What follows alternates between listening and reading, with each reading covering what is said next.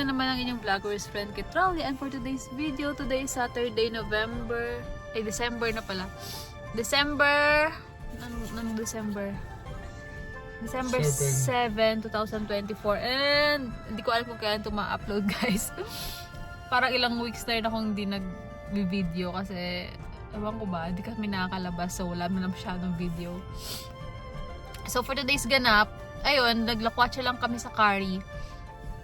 Kumain lang kami sa labas. Pumunta kami una sa Bricks and Minifigs. Parang ano siya, bilihan siya ng mga Legos, ganyan. Dito kami sa Bricks and Minifigs para sa... Pakita mo yung Lego mo, ate. No, I don't know if I want to get this stuff. Ha? I don't know if I want to get it. What? I don't know if this is my final decision. Dami ah. Kasi favorite ni Ate Baling mga Legos ngayon na Star Wars. So ayan, dito na naman kami sa Bricks and Minifigs. Pakita mo yung binili mo. Not me. Ayan. But they bought it from me. No, you bought it with your money. One third of the price was my money. Then kumain lang kami sa labas sa Shanghai Alley. Parang China, ano yun? China restaurant. So, dito kami sa Kari. Dito kami kumain sa Shanghai Alley, guys. Tingnan natin yung mga menu. Lunch combo. Yan. Hello! Yan. Ay, gusto ko ng milk tea again. Mukha namang masarap yung mga food. Siyempre pang Chinese. Yan. Hey ate.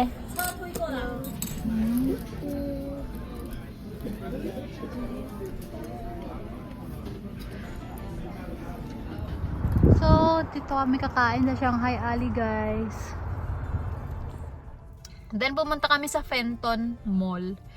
Yung Fenton Mall, boring siya, kaya wala ako masyadong video. Boring eh, no? Meron lang doon nag-i-skate sa likod, pero parang ang konti lang kasi ng mga stall talaga. Ang konti lang ng mga stores. May Sephora, may mga Nike, may mga iba rin, pero parang malungkot yung area na yun. Malungkot, boring, parang ganyan. Then, gumala-gala lang kami. Then, ngayon, kakagaling lang namin sa Ross. Namili kami ng konting gamit sa bahay. So, napunta kami dito sa Marshall. Ay, hindi. Sa Ross pala, guys. Hi, Daddy. Namili kami ng kung anek-anek. Hi, Lucian. Wala lang. Namili lang kami. Wala kaming mapuntahan. Napagastos na naman. Then may nakita akong Pilipino na nakakatuwa naman. Nanonood yata siya ng vlog ko. Hello po. Charot. So ayun, then ngayon naman, anong oras na ba? 6:00 pa lang pero sobrang dilim na, guys. So ang bilis dumilim ngayon dito kasi nga tawag doon, Daddy? Daylight. Ang bilis, parang 5 PM pa lang, madilim na agad dito. So ngayon, nandito na naman kami sa GameStop, yung laging pinupunta nila, Daddy, pambili ng mga games nila, ganyan. So mamaya sa bahay, tingnan natin, i-haul natin yung mga pinamili namin sa Ross, pero konti lang naman yun, guys. Then parang lang to, dugtong-dugtong lang nung mga videos natin for today's ganap namin. And wala masyadong ganap. Wala masyadong issue. Si Daddy, nagpang-morning na siya. Walang ingay mo. Si Daddy, nagpang-morning shift na siya. So, namin ngayon, meron kaming sitter for 2 hours kay Lupi para mag-attend sa daycare. Then, merong magsusundo rin sa kanila, ganyan. So, ang sitter dito, nagre-range, depende sa training. So, sa amin, ang per hour nung sitter ni Lupi is 23 per hour. Then, iba pa yung sa magsusundo sa kanila kapag wala si Daddy. Kapag may pasok.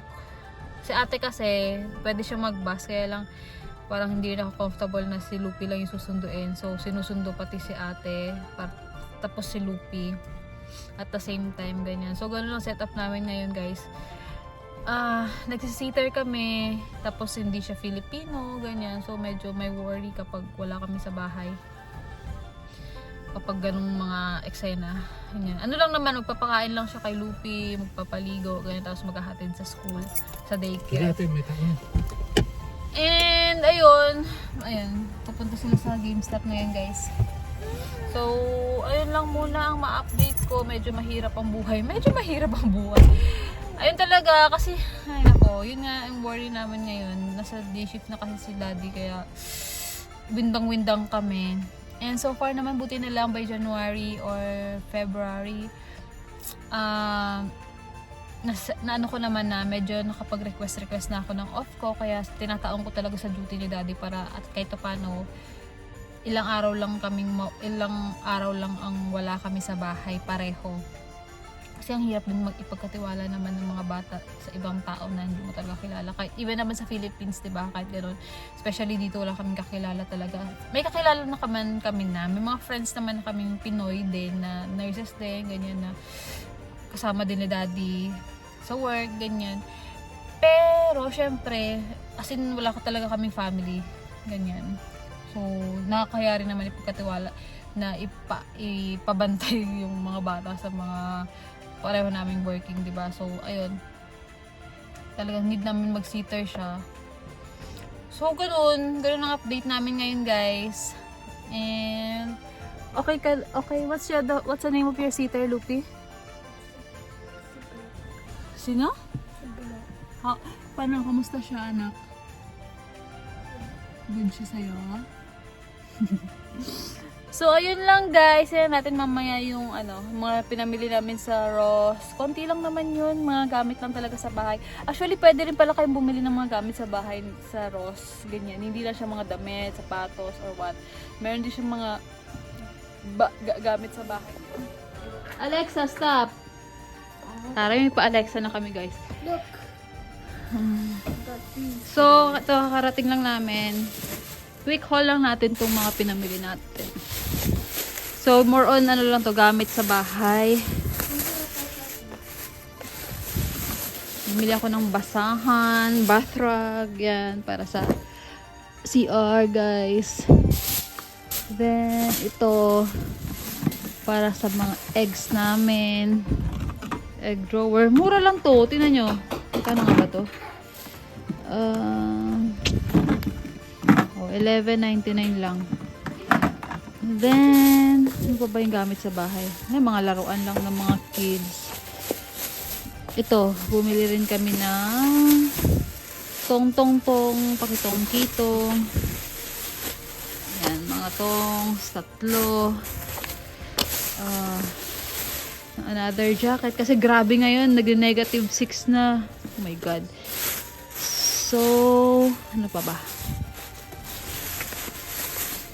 Yan, another set ng pang gift wrap namin. Ito, damit ni ate. Ayun lang. So, yun lang mga pinamili namin, guys. Then, ayan na yung balikbayan box na ipapadala namin. For pick up to tomorrow. Sana ma-pick up na siya. Nung nakaraan pa namin yan, actually, pinapa-pick up. So, sana tomorrow, Sunday, ma-pick up na siya. Then, ito yung mga gift namin for this Christmas. Ito, gift ni Ate Baleng. Yeah. And, ano ba? Ayan kay Lupi doon sa ilalim. Tignan natin sa labas, guys. Open natin tong namin. Christmas lights.